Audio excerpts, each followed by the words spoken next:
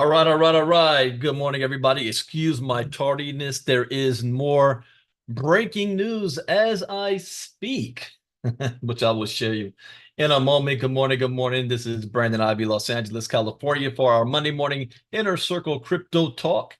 Thank you for being here this morning. I hope you guys had a great weekend. Go ahead and type in the chat box where you're listening in from. As a disclaimer, I am not a licensed financial advisor to be giving financial advice.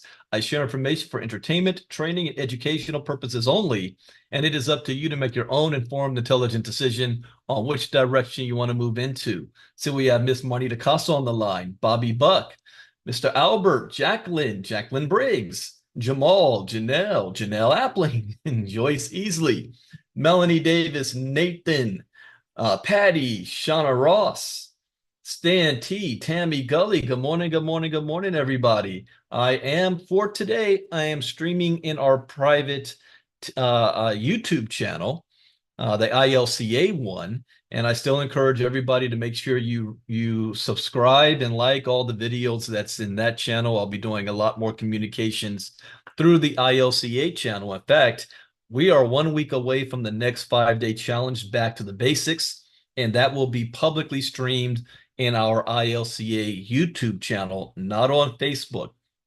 So good morning, good morning. We'll talk about an eventful weekend. If you were on our ILCA meeting last night, I don't want to repeat myself from what I said, but at the beginning was very, very important. The first 5 minutes or so, I will have that recording up, but it was on Facebook. So you go to the Facebook pages and you'll be able to see it. But I'll have the recording up and posted later this afternoon. And I'm going to also edit out the first half where I talk about our community and the diversity in our community and respecting everybody's opinions and beliefs in this community. And we want this to be a safe environment. So I'm making that a mandatory listen for everybody to make sure we respect each other and our own opinions and beliefs.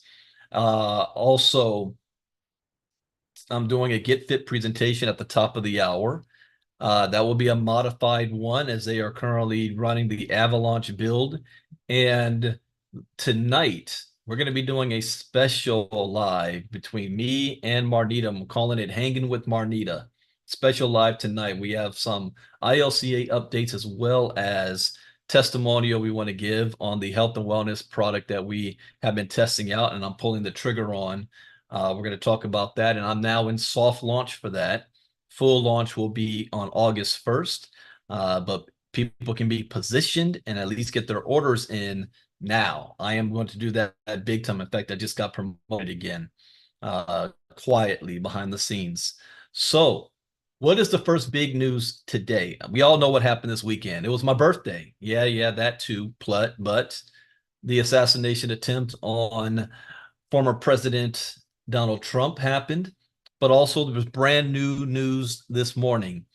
Trump appointed Judge Eileen Cannon down in Florida has dismissed the documents case against Donald Trump that he was charged and arrested for, not because he may be innocent of what he did or was charged for, but more of a technicality on how he was charged and how it was came about.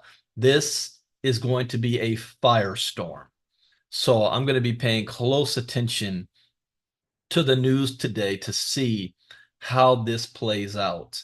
The winds of tide have been moving in Donald Trump's favor from the Supreme Court, granting him absolute immunity for all official acts.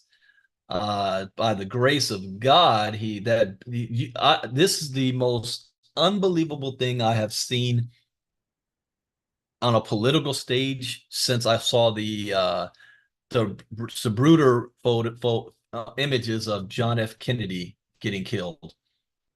They got the photo of the bullet whizzing by his head. Unbelievable shot. Wow, it just inches away. Had that been an inch in the other direction, it would be a different morning today in America. This is just absolutely incredible. But the highlight today is Eileen Cannon has thrown out the Donald Trump case. So we'll see what is happening in the markets. today as well. Share screen. And before I begin as well, I want to repeat what I said yesterday. Keep your personal comments and beliefs to yourself. We don't bring it here in this group unless it's anything that has to do with what we're talking about on the crypto side. You know, we can deal with the facts, but all the other stuff, leave it out. All right, here we go. What's going on in the crypto space? Oh, are you kidding me? Wait, Marnita, you asked me a question. What was it, Saturday? You said, what do I think the markets are going to do? And I said, because he survived, the markets are going to go up. Remember that? Had he been assassinated, everything would have been crazy and haywire. And what do we see this morning? The entire crypto market is up 5.2%. That is a huge bump. 2.4 trillion. Bitcoin dominance. Oh, this is a Bitcoin bump. Bitcoin dominance went to 51.3%. Ethereum's at 16.7%. I'll tell you guys, it pays to be crypto educated. It pays to be informed. And that's what we try to do here with our inner circle. If anything, you will be informed on what's going on. And I told you guys Saturday what was going to happen in the market. And here we are Monday morning. Bitcoin, Bitcoin is up 10% in the past 7 days. Most of that in the last couple of days. See here? So if anyone acted on what I said, Bitcoin is up 4.9% in the last 24 hours. Look at the last hour. This is more important because this is Monday morning. How are the markets responding to all the news? It's all everything Donald Trump. This is also Republican National Convention week. And look at this. Everything is in the green in the past hour alone and the last 24 hours. That means gold and silver should be up also. I also saw a video. Oh, my goodness. I think Melanie sent it to me. No, Rita did. Rita Burchard sent me a video of this self-proclaimed prophet where he made a prediction 3 months ago. And he said in his prediction that there will be an attempt on Donald Trump's life and that a bullet would whiz past his head and his ear. The man said it. I saw the video. But what's really getting me is what he said after. He said he believes Donald Trump will be elected, but in 2025 or so, there's going to be a huge financial collapse on the scale of the Great Depression. There's going to be a huge global financial collapse, but that is temporary, that is needed, and that a new system will come in place afterwards. I was like, what? Did you? I said that to you, Marnita. Did you watch that? I was like, what? So we have to be ready. What the hell is this? Rocky the dog is up 1,412%. This is something that's brand new. Rocky the dog, and then another one that's running off of it called Rocky. I'm surprised that there's no Trump tokens right now that's trending. Can I share that video? You know what? Let's watch it together because it's only a 2-minute clip. Let's watch it together too, and I'll share it because the whole video is like an hour long. I'm saying I'm getting no, not here. Okay. I will just share. You guys can watch it on your own. So hold on. Let's see. Where is it? Where is it? Here it is. All right. I'll put this clip in here and you all watch it on your own. Get to the 10-minute, 30-second mark. Copy link. All right, the 10-minute 30-second mark is where that prediction is being made. Okay. So this is massive. Look at BNB. BNB is up 7.1%. Solana 5.4. I was saying, I'm surprised I don't see a Trump coin that is really skyrocketing right now. I mean, the far right is making it out that he's Neo, bulletproof, Rocky. Ethereum is up 5.7%. Toncoin 1, Doge is up 6%. Avalanche is up 4.5. Chainlink 5.1, Uniswap 2.2, Near Protocol 5.3. Internet Computers up 7.2, Caspa 5.8, Pepe's up 10.6. FET's up 10.8. Look at this.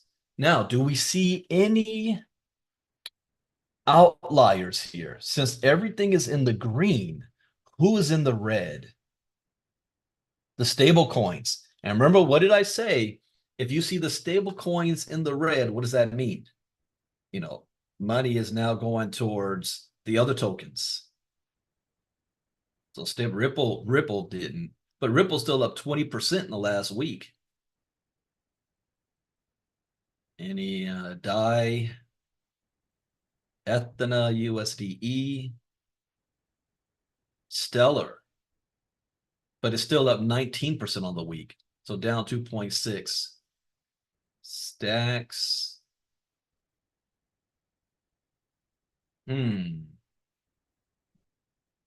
Jasmine coin got 11% in the last 24 hours. Mantra 14. There's nothing in the red here. Best performers in the last 24 hours. Mog coin. It's up 60% on the week, 13.5% in 24 hours, and I've never heard of this. Mog. $761 million market cap. Well, pretty soon, all the top 100 tokens will be in the billion-dollar market cap range. Mantra, Bitensor, Floki, Stacks, FET, Jasmine Coin, VeChain, Pepe, C. Yeah, this is a strong, not only 24 hours, but also in the last 7 days. Look at Internet Computers up 33%. I did do Crypto Talk Saturday morning. The market wasn't looking like this. That's before the assassination attempt. Afterwards, this thing exploded. Worst performers. Stellar, down 2.2%. It's the only major one. Stellar, Ripple, Multiverse, X. All right. That's it there. Okay, some of the news. Trump to address Bitcoin 2024 conference despite assassination attempt. Former President Donald Trump, who survived an assassination attempt during a rally in Pennsylvania on July 13th, is reportedly still scheduled to address the Bitcoin 2024 conference taking place in Nashville from July 25th to the 27th. That's next week. According to David Bailey, CEO of Bitcoin Magazine and cryptocurrency advisor of the Trump campaign, he spoke with the Trump's team after the incident and was informed of the former president's intention to attend. He's in good spirits and is excited to see you all in Nashville and deliver a speech that will be heard around the world. Today should also be the day where he makes public his VP nominee. So again, I'm going to ask you guys, who do you think his VP pick is going to be? Type in the chat box. Who do you think? All three of them have made statements about the assassination attempt, and all three of them said three different things. So who's the top three? The top three, what was it? JD Vance, Doug Burgum, and I think Marco Rubio, which is still a surprise to me. He's even in the top three. I think those are the top three. So who do you guys think will be the VP pick? All right. Trump reportedly in good spirits. Will still attend Nashville BTC conference. BTC Inc. CEO David Bailey says he spoke with the former president's team in the wake of the July 13th assassination attempt. Former President Donald Trump still plans to speak at the Bitcoin conference in Nashville, Tennessee, despite having survived in an assassination attempt in Pennsylvania. One of the event's organizers said Bailey posted the news on X, stating he just spoken with the president's team. He's in good spirits and is excited to see you all in Nashville and deliver a speech that is heard around the world. He added that Trump was excited to see you all in Nashville and deliver a speech that is heard around the world. The former president committed to speaking at the conference earlier in this week, prior to the assassination attempt. The event runs from July 25th through July 27th, with Trump slated to speak on July 27th. Trump has not come out in front of the cameras and spoke yet.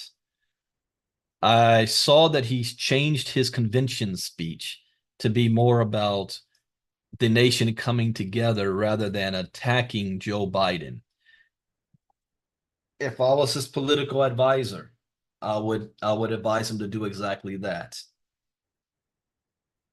Instead of coming out like hell-bent fire and fury, if he comes out and does the opposite of what people think would do normally, he'll be able to win over the not the left, but those in the center and the Republicans who are voting for Nikki Haley. If he's able to do that, he has a very, very strong chance of beating Biden. If he comes out with the same language that he had when Nancy Pelosi's husband was attacked, he's going to lose those people. You know that old saying, never let a tragedy go to waste? This is one of those times. And we'll see how he plays this. He's got the sympathy side right now. So the left is playing footsies about how do we attack him, a man who just was almost assassinated. Biden pulled all of his ads down over the weekend. Now we're going to the Republican convention. It is going to be, like a July 4th event all week. Fireworks, American flags, patriotism, Trump survived, all that stuff. So I'm watching closely how this is going to be played out, but I see what the markets is doing. The market is liking what's going on right now. Queens woman indicted for hiring a hitman with cryptocurrency on the dark web. There's a show I started to watch, and I think I only got to maybe 2 or 3 episodes, but it's about this police unit that goes after people trying to hire a hitman to kill somebody for them, and they don't realize that they're talking to the police. And they're saying that they don't exist. There are no such thing as hitmen out there. It never works. It's just things that you see in the movies. So a woman tried to hire a hitman with crypto on the dark web. A Queens woman, Yu Zhao, has been indicted on charges of murder for hire following an investigation led by Homeland Security investigators in New York. Zhao allegedly used a dark web site to solicit a hitman offering crypto, cash, and sexual favors. The Homeland Security investigation, a premier federal law enforcement agency with the Department of Homeland Security, announced last week that an HSI New York task force investigation has led to the indictment of a Queens woman on charges of murder for hire. Yu Zhao, 42, from Flushing, was apprehended in Virginia on June 5th and transferred to New York July 3rd. Yu Zhao is accused of offering crypto, cash, and even sexual favors during her discussions related to having her then partner's spouse. So she was the side piece and tried to have her partner's wife and adult daughter taken out. Little did she know, the website she allegedly thought she was using to solicit a hitman was a farce, and the crimes of which she is accused soon caught up to her. See, That's like that TV show. It's like these things don't exist. They're always the cops. Between March 25th and April 4th, 2019, dang, that's 5 years ago, Zhao attempted to hire a hitman through a dark website to kill her partner's wife. She used an alias and arranged a $5,000 Bitcoin payment via a Ukrainian exchange service. Zhao also provided detailed information about the intended victim's routines. Her efforts extended to her partner's daughter in 2021, offering $10,000 and sexual favors to a neighbor. She didn't really think this thing through to carry out the killing. The defendant took affirmative steps to hire a hitman for a ruthless killing. Her depraved plan was only thwarted because the website she used to set up for hire was a scam. You think? All right. Russian Senate leader predicts use of CBDCs in BRICS payment system. Now, last week in Crypto Talk, what did we find? That the BRICS was having a record number of money in Saudi Arabia is deciding whether they are going to join BRICS or stop using the petrodollar, which you saw got me upset last week when I talked about that. I was like, you got to be kidding me. What is the US going to do about it? What if Trump wins? What is he going to do about it? Is he just going to allow them to do whatever the hell they want to do? And it's going to hurt the United States? I haven't heard anything from the US government on this news yet, which I find very, very interesting. Well, I'm trying to make sure I can see you guys here on, yeah, there we go. Okay. So this is very, very big news. The United States, if it wants to remain a world leader financially, if the rest of the world is creating and using CBDCs, the United States is going to be forced to have to do the same thing. This is why I said it doesn't matter what Trump says or what Ron DeSantis says. The Federal Reserve has already made the decision.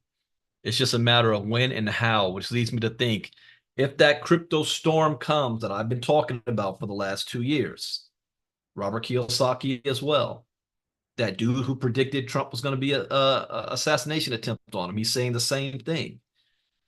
There's a system needs to be in place to force the people to want it. Provis sent me a video as well about how AI is going to be able to take over, or AI chips in your arm or on your finger or on your forearm. How that's going to happen is based on not because they just launch it and the people say, yeah, I want it. It's going to be based off of necessity. There's got to be a, whether man-made or natural, disaster that's going to take place. I hope I'm wrong. I don't want to see that happen, but I think it's inevitable. Valentina Matvienko, chairman of the Russian Federation Council, talked about the role of national digital currencies, also known as CBDCs, in increasing the use of national currencies in BRICS trade. Matvienko stated that a hypothetical BRICS bridge, a joint payment system, would leverage the digital currencies of all the bloc states. The chairman of the Russian Federation recently assessed the role that national digital currencies, also known as central bank digital currencies, would play in organizing a hypothetical BRICS joint payment system at the ex-BRICS Parliamentary Forum held in St. Petersburg. Matvienko stated that while the use of national currencies has increased among countries of the bloc, Russia intended to intensify the use, efficiency, and safety of these transactions. Matvienko stated that his drive comes after the establishment of sanctions by Western countries, having diminished the use of so-called toxic currencies in half over the last year. She stressed that if the work established between the BRICS representatives results in the creation of a payment system, potentially called the BRICS Bridge, These tools could be useful to facilitate decentralized trading transactions. This means that none of the participants will be able to limit the actions of the others. Wow. In this case, digital currencies of the central banks of the association countries can be used, the rate of which will be tied to the value of national currencies. Now, I said something. Here we're including Brazil, Russia, India, China, South Africa, Argentina, Egypt, Ethiopia, Iran, Saudi Arabia, and the United Arab Emirates. Okay, a couple of months ago, maybe more, when I was really focused on BRICS, and I said there's only one problem that they have. None of these nations really trust each other. The only common thing that they share is that they want to break away from the United States.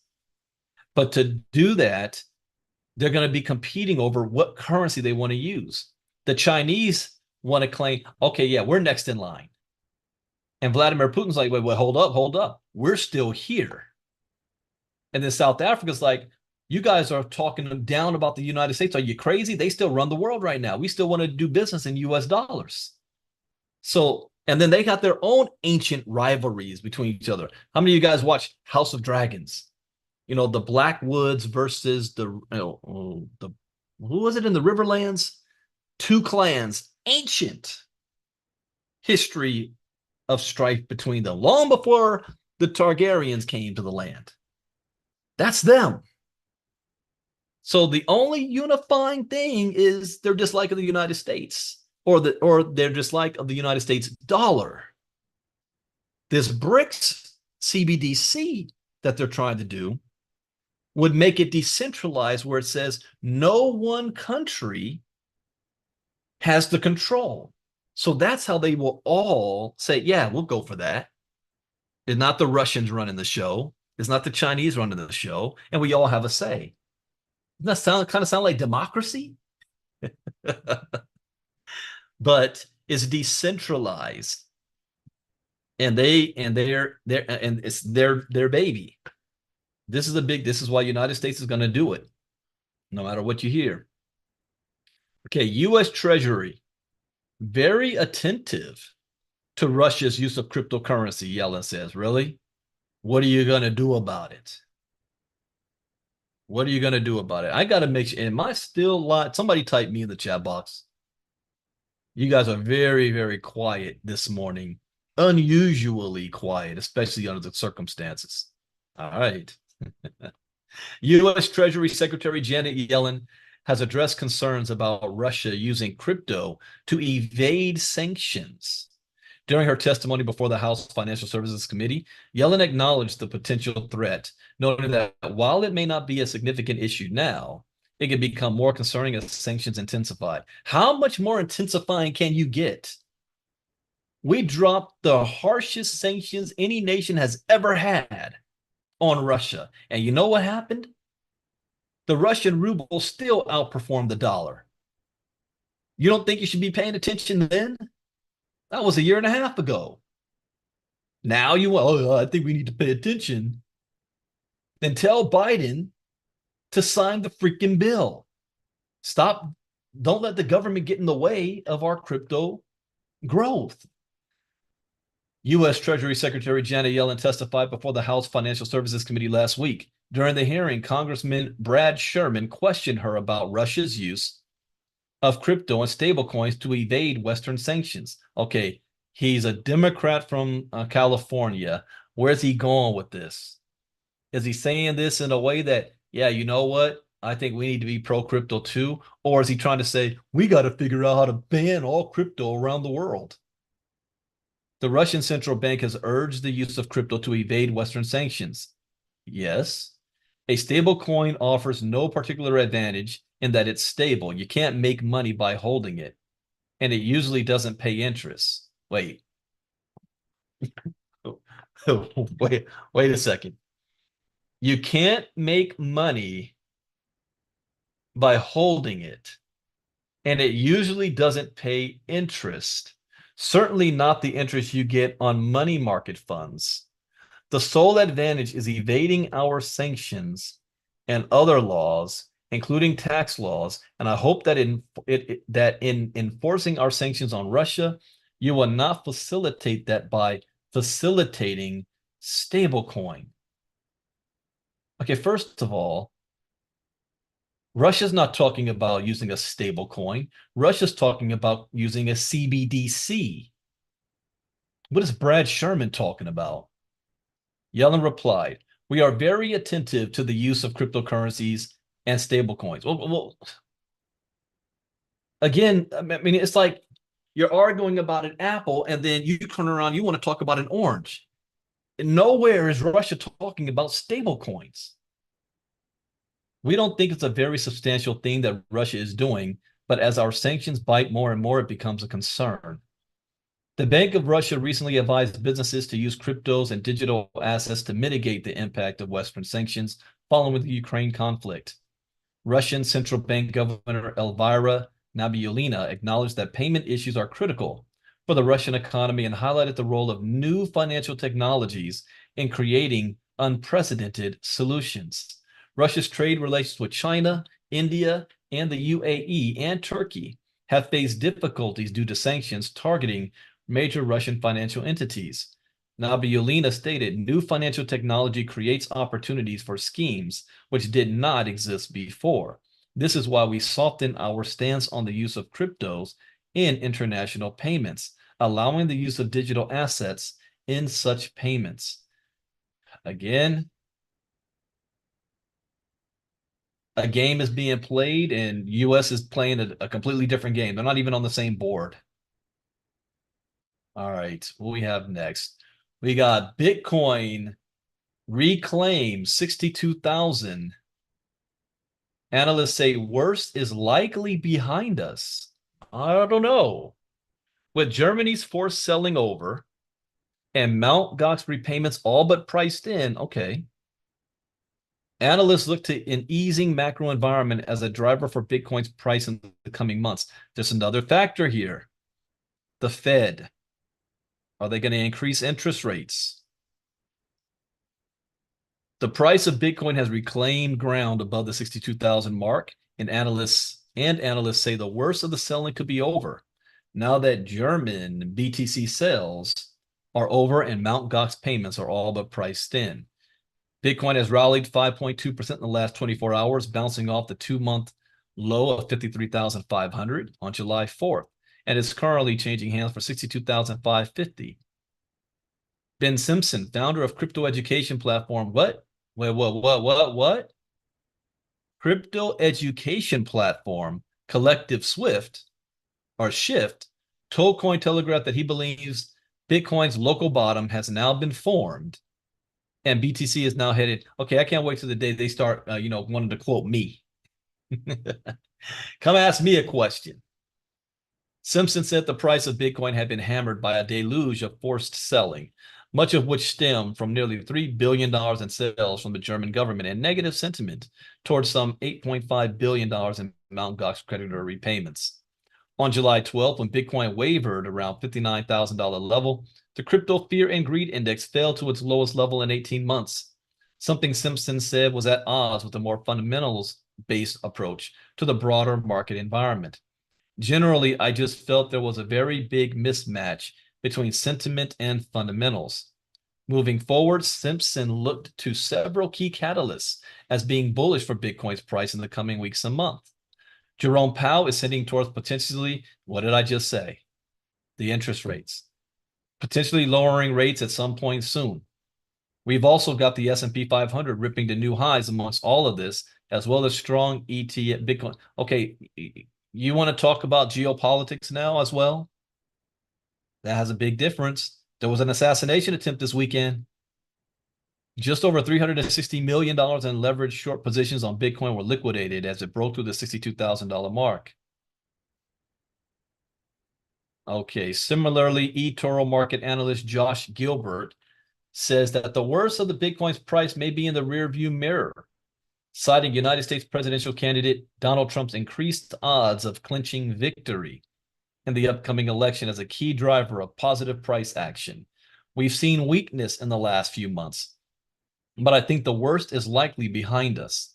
Any short-term weakness is likely to be bought with this in mind, alongside the tailwind of an ETH ETF and, of course, a more pro-crypto US party potentially being elected. The attack on former President Trump this week has positively impacted his re-election odds, with the former president's pro-crypto stance lifting Bitcoin and crypto assets in the process. I just had a thought. The closer we move to Trump potentially gaining his spot back in the White House, the higher we're likely to see Bitcoin move. Judge Eileen Cannon, she played the winds here. She made this move after the assassination attempt. I expect to see now almost like an avalanche of things to really go Donald Trump's way, as people are going to start to play musical chairs. And they're saying, okay, the tide is swinging in Donald Trump's favor to become president again. Let's make sure we do some things here to be on his good side. If Eileen Cannon had thrown that out and Donald Trump loses, Biden and the left is in power, she's going to get removed. She makes this move now and Donald Trump wins, she's protected. I expect to see a lot more of this. Next, we got to see the, I don't know, the Georgia case and the DC case, the January 6th case. We got to see how those two play out.